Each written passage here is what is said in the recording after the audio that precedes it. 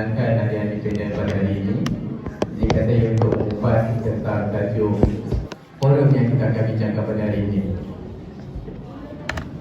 Bila kita berbincang tentang guru pernikahan ini merupakan individu yang paling penting di sebuah sekolah untuk memacu perkembangan murid pernikahan di sekolah.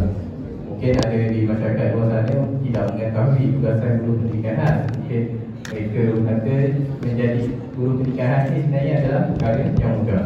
Walhal sebenarnya peranan guru pernikahan ini lebih besar daripada itu, terutamanya dalam 3 jenis aspek, iaitu aspek kurikulum, co-kurikulum dan juga hal dewan murid. Baiklah, sidang hadirin sekalian, saya pada ini ditemani oleh 3 orang ahli panel. Panel yang pertama iaitu saudari Kak Su, panel kedua saudara Ismail Syami, dan panel yang ketiga iaitu Akil Haikal.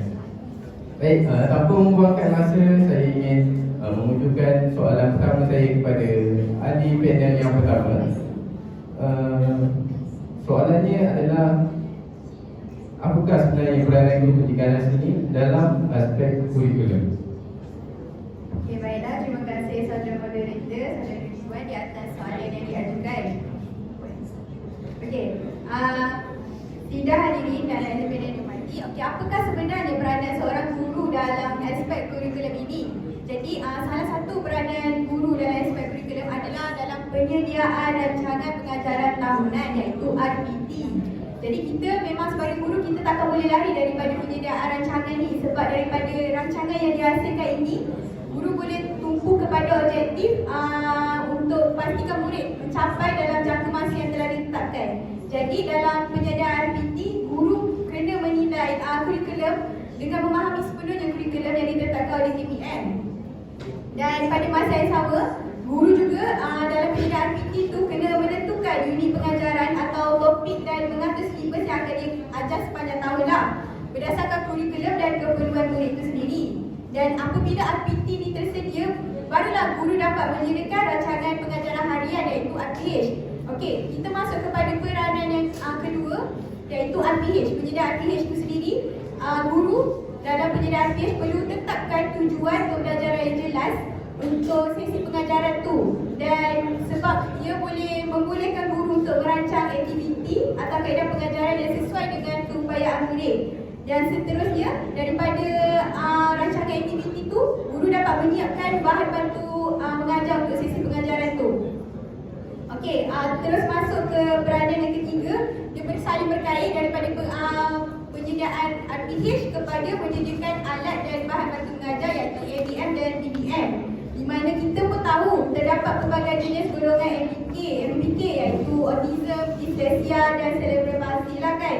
Jadi apabila nak menyediakan alat dan bahan bantu mengajar tu, guru kena memahami ketidakupayaan yang dialami oleh MBK supaya dapat sesuaikan ABM dengan BBM yang hendak disediakan. Pada masa yang sama, daripada penyediaan alat dan bahan bantu mengajar tu, kena berinovasi lah.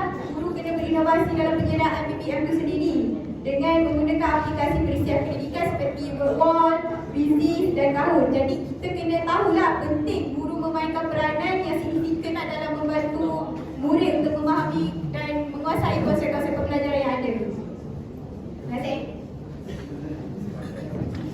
Okey, satu penjelasan yang sepatutnya dan kita semua boleh faham lah. Okay, sebenarnya saya bersetuju lah dengan apa yang ahli panel pertama sebutkan tadi. Sebenarnya cikgu ni banyak dalam bidang kurikulum tu sendiri, kita kena buat RPH, BBM dan lain-lain lagi. Untuk mengajar pun kita ada preparation kita sendiri lah sebelum kita masuk dalam kelas. Okey, tu untuk dari segi kurikulum. Bagaimana pula dengan aspek co-kurikulum pula sebagai cikgu pendidikan khas? Soalan ni saya tujukanlah kepada ahli panel yang kedua, saudara Ismail.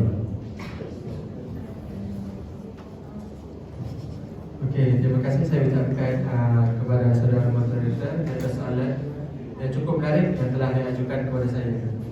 Okey, berkenaan dengan soalan yang diberikan adalah moderator bertanyakan tentang peranan guru dalam hal ehwal co-kurikulum dalam peringkat PPKN. Okey, antara peranan utama sebagai seorang guru dalam aspek core curriculum dalam peringkat PPKI ini adalah untuk mendaftarkan murid MDPK itu untuk menyertai kelab ataupun unit beruniform. Hal ini memastikan semua murid MDPK ni dia boleh untuk menyertai sebarang aktiviti ataupun kegiatan yang telah diajukan oleh pihak sekolah dan disertai itu adalah secara sah melalui unit beruniform. Okey, bagi pendaftaran unit beruniform ni bolehlah dirujuk kepada guru penolakanan hal ehwal, guru penolakanan core curriculum supaya nama murid yang telah didaftarkan ini berada di dalam sistem sekolah secara sah. Okey, selain itu juga peranan guru dalam aspek core curriculum mestilah merancang aktiviti tahunan core curriculum kelas PPKI seperti sukan, kebudayaan, kelab persatuan dan juga pasukan beruniform. Hal ini supaya setiap program yang dijalankan adalah selari dengan aktiviti core curriculum yang dijalankan di peringkat sekolah.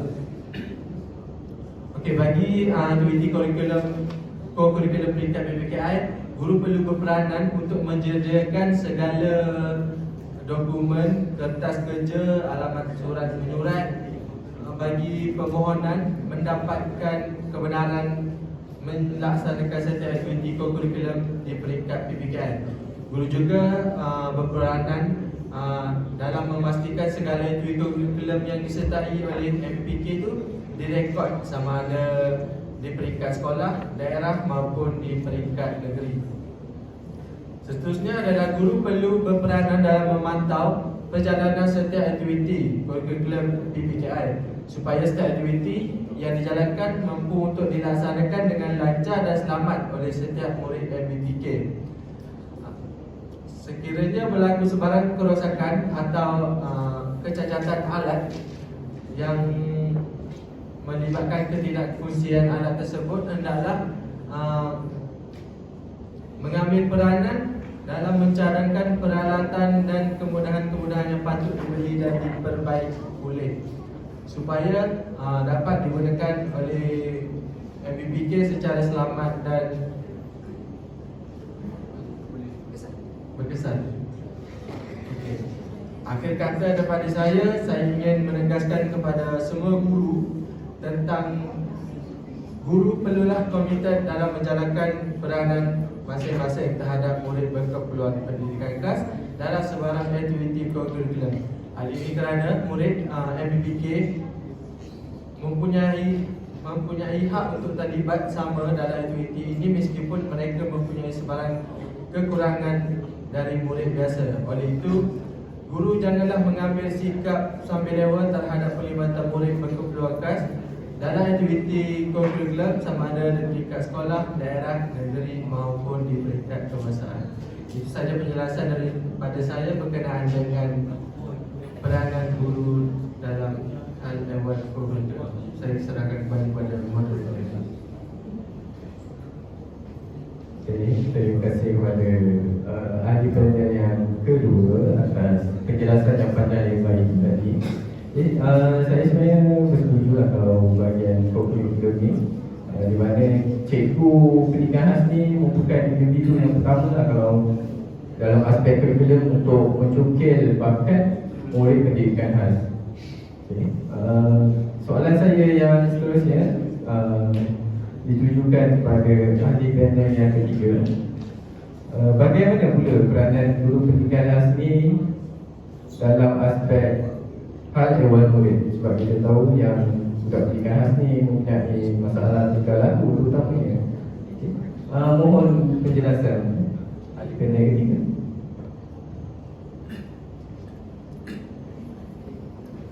Okay, Assalamualaikum dan salam sejahtera kepada panel dan juga hadirin sekalian.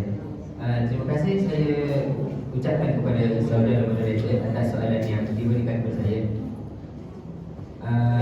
Saya di sini dengan rendah hatinya ingin menjawab soalan yang diajukan kepada saya mengenai peranan ataupun tugas guru dalam mengurus hal ehwal murid dalam pendidikan KAS. Kalau diikutkan, terdapat banyak tugas ataupun peranan yang perlu dijalankan oleh guru dalam memastikan kesejahteraan dan juga kejayaan murid pendidikan KAS ini. Jadi antara isi utama yang saya akan huraikan adalah dengan memastikan pendaftaran masuk murid pendidikan KAS ini dilaksanakan dengan teliti. Hal ini kerana dengan pendaftaran murid baru untuk pendidikan KAS dengan mengemaskini buku daftar kemasukan dengan maklumat yang terperinci untuk memastikan proses pendaftaran berlaku dengan lancar. Hal ini juga turut ditekankan dengan memastikan guru men-tagging murid pendidikan KAS sebagai murid OKU dalam sistem APDM, iaitu aplikasi pengurusan data murid.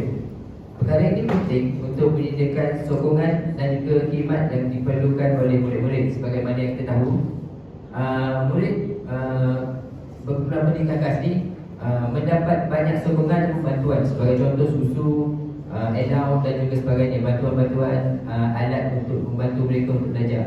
Jadi dengan pendaftaran mereka di dalam APDM dapat memberikan satu manfaat kepada mereka untuk lebih maju dan menjamin kesejahteraan mereka dalam belajar.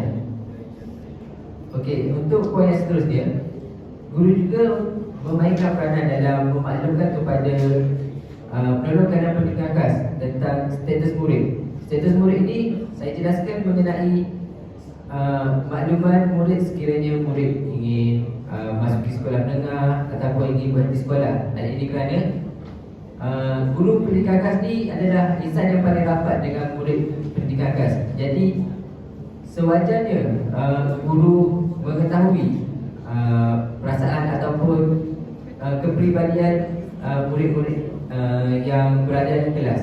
Kerana sebagaimana kita tahu, murid-murid akan lebih rapat dengan guru pendidikan KAS berbanding dengan guru-guru lain. Jadi benda itu menjadi satu kelebihan kepada guru pendidikan KAS untuk lebih mengenal murid-murid berkumpulan KAS ni.